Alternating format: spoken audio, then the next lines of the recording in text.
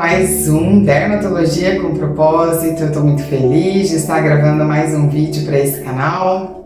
Eu gravei o primeiro vídeo, que até agora contou um pouco de como eu conheci Jesus na faculdade de medicina. E eu vou dar uma resumida para vocês, aqueles que não assistiram. Foram 3 fatores que me fizeram ler a palavra de Deus durante a faculdade de medicina.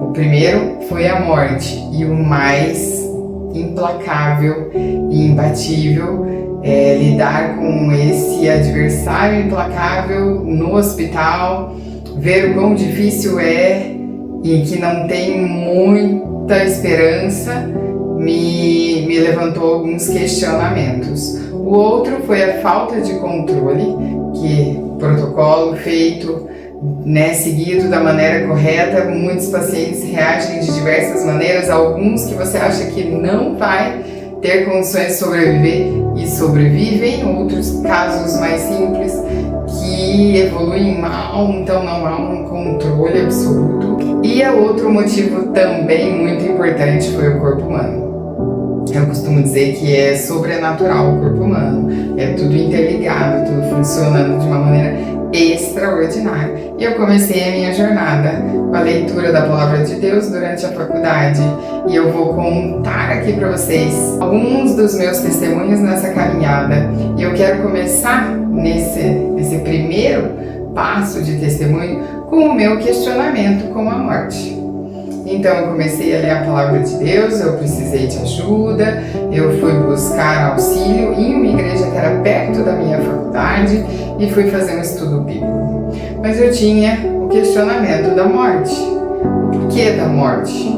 E claro, eu já tinha escutado as histórias de que Jesus morreu por mim na cruz, para me salvar dos meus pecados, mas eu não entendia. E também, começando a ler a Bíblia, dando esse primeiro passo de fé, eu perguntava, mas por que se Deus é Deus e Ele consegue todas as coisas, né? É criador de todo mundo, que realmente para mim, no meu coração, fazia sentido de que houvesse esse Deus criador, porque é tudo tão rico em detalhes, não só o corpo humano, mas também o mar, eu acho extraordinário, o céu, os dois são de uma grandiosidade tão extraordinária que me chama a atenção, as flores, os animais, então fazia sentido. Mas por que se Ele pode todas as coisas, Ele tinha que vir como Jesus e morrer? Não podia ser de outro jeito?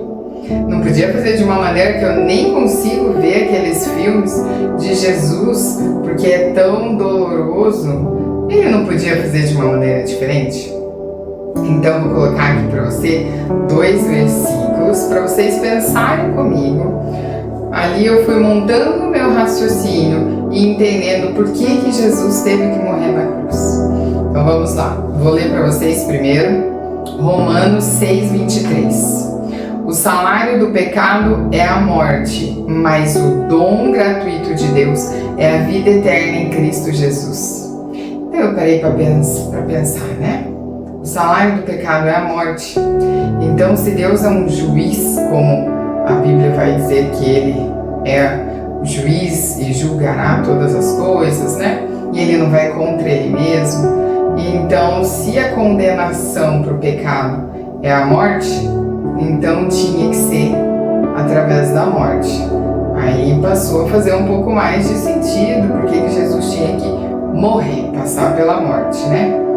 Um outro versículo que me chamou muita atenção é porque assim como a morte veio por um homem, também a ressurreição dos mortos veio por um homem. Eu pensava, então foi um homem que entregou a autoridade da terra para Satanás, porque Deus, quando criou o mundo, você vai ver em Gênesis, Ele dá a Adão domínio sobre a terra. Então o domínio estava nas mãos dele. Mas quando ele desobedece, ele entrega esse domínio a Satanás. Então foi por um homem que fez isso. E o preço quem vai pagar é um homem. Tem que ser um homem.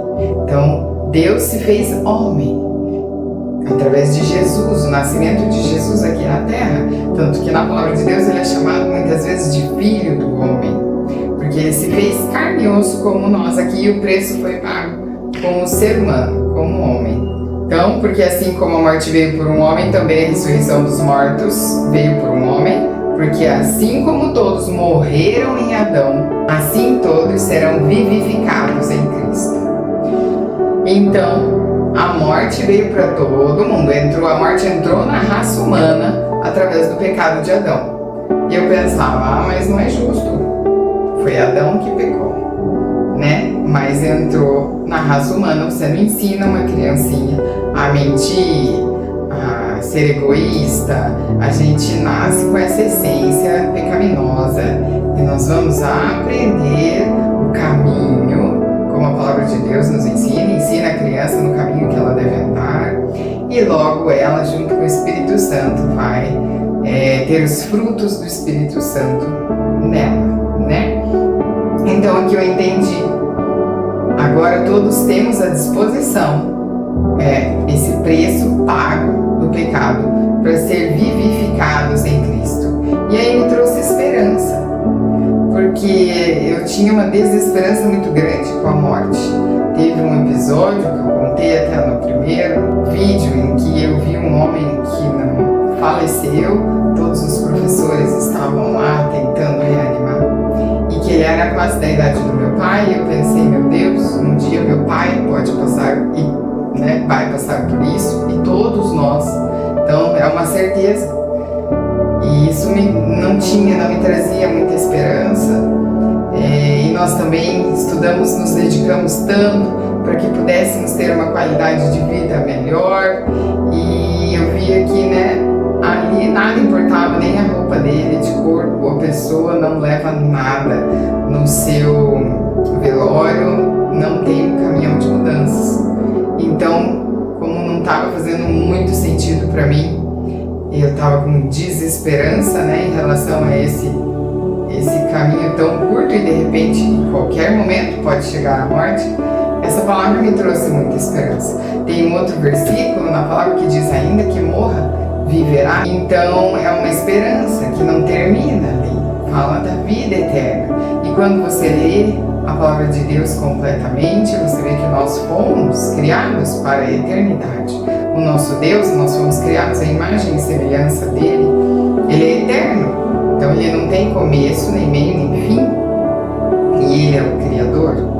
Então começou a fazer sentido o quanto a gente não é preparado para lidar com a morte, porque nós não fomos criados para esse fim, para esse embate com a morte.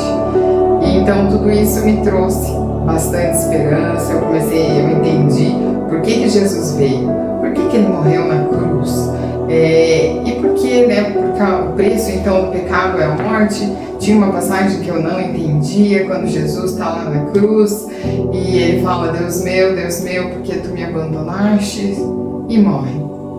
E eu ficava, mas por que Deus abandonou ele?